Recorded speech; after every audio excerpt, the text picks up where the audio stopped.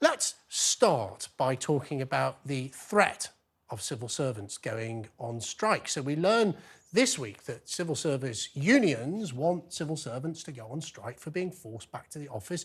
Yes, 2 days a week, when most of us in the real world, if you're listening or watching at home, many of you will have to go out to the office. Many of you might be driving a delivery vehicle now listening to us on the radio. Most of us in the real world have to work full time in the office or in our place of work. The civil servants are going on strike because they're being forced to come back to the office 2 days a week, Stella. Is this right? Actually, I know of a lot of people from the private sector who have changed jobs because they were forced to go back. Yeah, but hold on, Stella. Yeah. The difference is, in the private sector, you're not asking us, the British taxpayer, to pay your salary. These people work for the British people. So the private sector can do what they want. These are public servants. Get them back in the office, surely. But they continue working. It's not like they're not working. They're just doing it Well, not according to their employers. They're saying productivity's collapsed. And what the bosses are saying, what they're saying is the vast majority of civil service workers go to the office not just once or twice a day, but several times a week, So the vast majority of them already do that.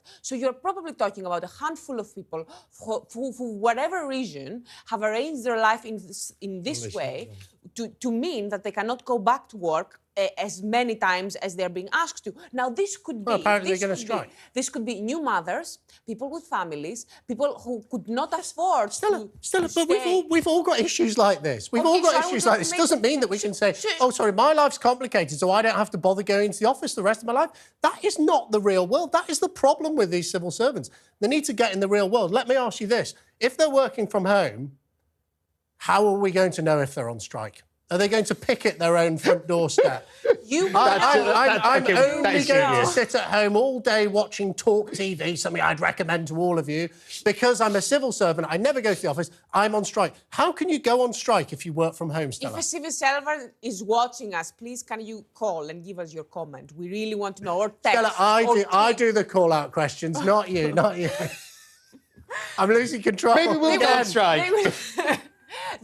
You will know they will be working, because this is another thing about, it shouldn't be about presentism. Being productive at work is not about how many hours you clock in the office. Stella, I agree with you on most things, but not entirely on this. I think there is a class divide here because, there are, all those workers who have to go to work because the nature of their work means that they do, whether they're working in manufacturing, whether they're in healthcare, whether they're in retail, and yet people who can sit in front of the laptop. Hybrid working is one thing. I would agree with you more if it was they're saying they had to go back to the office every day of the week, having gone from 0 to 5 days a week. Quite a lot, Matthew. Quite a lot of employers have insisted on that. So, for example, if you work at Lango Rort, the biggest contractor on HS2, they've said get back to the office every single day of the week. If you work at the Project Authority, a public body, get back to work every day of the week. If you work for Lord Curtis, we know him, Tory peer at CMC Markets, a foreign exchange spread betting company, get back to work every single day of the week. Why should civil servants be immune, Matthew? I certainly think civil servants should go into the office for several days a week because there is lots of evidence that young people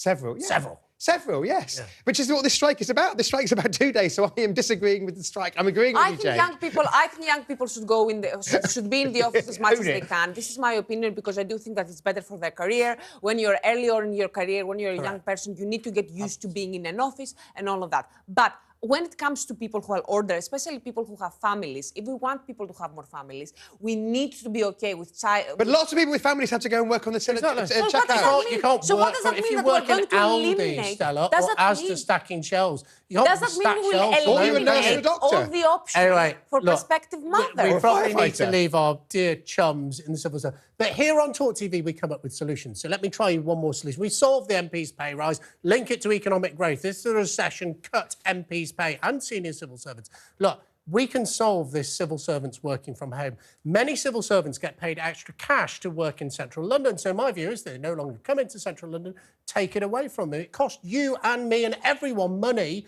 to go to work. You've got to buy your tube fare, you've got to buy your train fare, you've got to put diesel or petrol in your vehicle or charge electricity if you have an electric vehicle. That all costs money. So people who work from home, pay them less. That'll get them back to the office. They'll all be back first day.